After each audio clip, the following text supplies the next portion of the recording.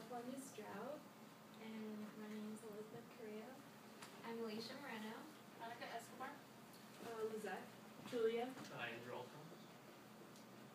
And to begin, before I get into the solutions, I'm going to talk a little bit about the problem. So California is facing its third drought year in a row, and we've had record low rainfall in 2013, and it's been the driest year recorded since the records have begun being kept in the 1840s. And climate change is altering the amount and timing of snowmelt that feeds our reservoirs, so this is reducing the reliability of the state's largest water supply.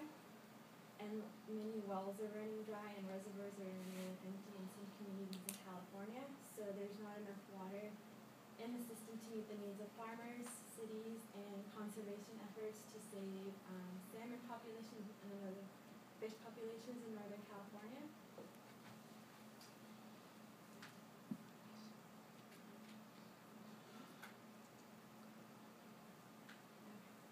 So California has the largest agriculture industry in the nation, producing 44.7. Could you hit the allow button up there? Cool dry. Yes. Thank you. There we go. Oh, That'll go that away. didn't help. Never mind. That'll go There you go. All right. Oh, there we go. That's good. So we produce $44.7 billion a year in revenue in agriculture, and the low rainfall and drought is driving up prices for consumers. So a couple examples are like a gallon of milk takes 880 gallons of water to produce. 1 pound of beef takes 1,799 gallons of water to produce. A pound of rice takes 449 gallons of water to produce.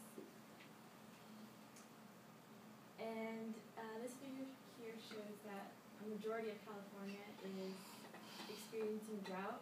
The biggest majority, 58.36%, is in extreme drought.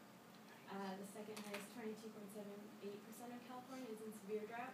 Just about the whole state is experiencing drought, except a very small amount, 1.43%, that's not experiencing drought. And so I have a little trivia question for you guys. So a UC Berkeley paleoclimatologist believes that this could be potentially the driest water year in, do you guys think it's 300, 500, or 155 years? Raise your hands for A. Raise your hands for B. 1, 2, 3, 4, 5. Okay. And C? 1, 2, 3, 4, 5, 6. Okay. So the answer is actually B, 500 Wow. years. So it's a pretty severe issue that we're facing right now. And the solutions that we came up with that my group mates are going to go into more detail about are marketing campaigns to increase awareness about the problem and educate the public on what they can do, water tech solutions to decrease the amount of water used, biodegradable clothing and products to use less water and less chemicals put into our water, and then desalination plants to purify the water. And so our first solution is the marketing campaigns. Okay, so obviously one of a huge factor of a drought is all of the use by people and consumers. So the best way to kind of combat that is for people to be aware of how much water they're actually using and wasting. And so a couple ways to do that are through different commercials. Like in my hometown, I've seen a lot of different commercials basically saying just different ways that you could save water and what you can do, because a lot of people don't know how many options there actually are. And then they could also put out little flyers basically saying the same thing. And I've also seen different websites that have facts on how to save water, where to go. If you're looking for things like rebates, I've seen a lot of places that do offer rebates if you're buying a newer appliance that's more water friendly to replace out an old wasteful appliance. And also posting different statistics about how much water is used by different appliances or different things that people do on a daily basis. And in Fresno, they hand out free magnets of their watering schedule. So as you can see in the little picture, that's basically what it looks like, and it depends on your house number. And so if your house number ends in an odd or even number, that basically determines which days you should be watering, and it kind of keeps everyone on a certain schedule not to waste so much water. Alright, so my little question for everyone is how many gallons you guys think the average person uses in a day? So raise your hand if you think it's 25 gallons. Okay. Raise your hand if you think it's 100 gallons. So the whole class minus 2. Okay. Okay, and then C, 200 gallons. Two. Okay, so I have a little video on that. It's one of the commercials that I found basically to promote awareness on how much water you use in a day.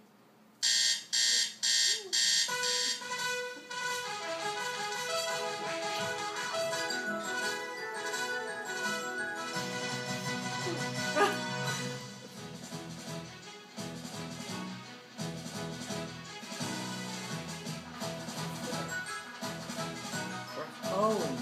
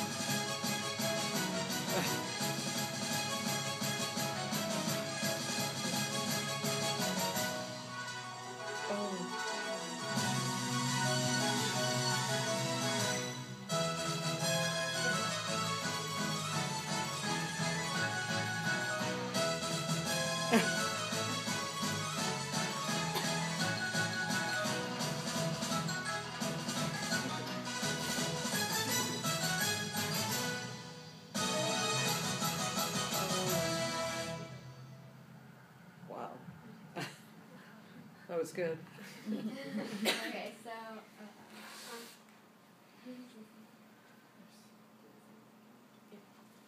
okay, so oh wait.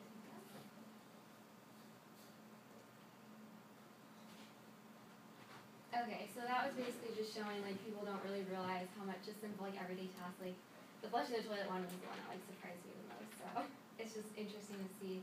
37? 37 gallons for one? Wow. Yeah. Oh, and I also have another little page that I found. So it's pages like these type of websites that kind of can show people what they can actually do to save water. So these are like the top 10 ways that they showed. Like I know like one that like we implement in our house is like only wash full loads of laundry or like only run the dishwasher when it's like really, really full just to not waste any water. And obviously when people always hear like turn off the faucet when you're brushing your teeth or things like that. And I don't know if you guys noticed in the video, but I think it said like a 15-minute shower was, I think it was like 40 gallons of water or something like that.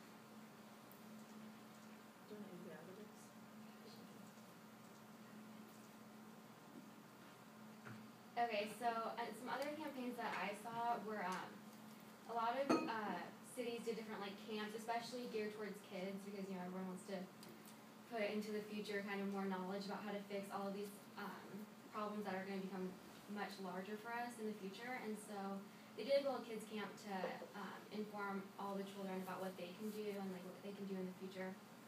And then I also saw this on a website. They had like a Fix a Leak week, and local businesses would offer like discounts or things like that during that time if people hired them out to go fix a leak on something that was wasting a lot of water.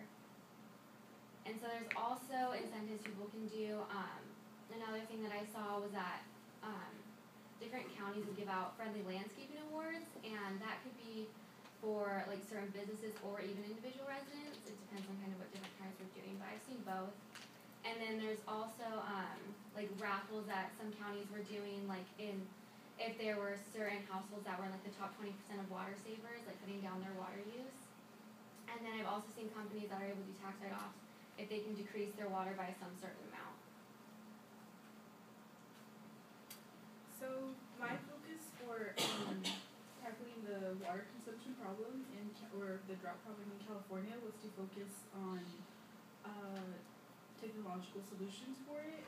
And in California, more than 60% of water does go towards agriculture. So have you guys, do you guys recognize any of these equipment that you could use in agriculture? Do you guys know their names by any chance? Anyone? No? the Like drip. the top one? Like No, the this? bottom one. The bottom one, right, this one, furthest here. Anyone know? Isn't that like the sprinkler for sprinklers? The top one? The bottom one? The top one. The top one, that's an irrigation controller. Mm. And then this bottom one is a soil moisture sensor, and that one on your guys' right, bottom one, it's for micro irrigation. So to go a little bit more in depth about my latest question, these are all different technologies that can be used in agriculture. So the first one being irrigation controllers. What they do is they act as a thermostat for sprinklers, and they pretty much will turn on. Will determine if the sprinkler system should be turned on or off based on the local weather data that it collects. The next one, soil moisture sensors, as its the title states, depending if the soil is too dry, it's connected to the irrigation controllers, and it'll make more water be supplied to it, or if it's already moist enough, it'll turn off the sprinkler system. And then the next two, if we have rain going on, then the sprinklers will be turned off, or and then sprinkler heads, there are, instead of being the regular just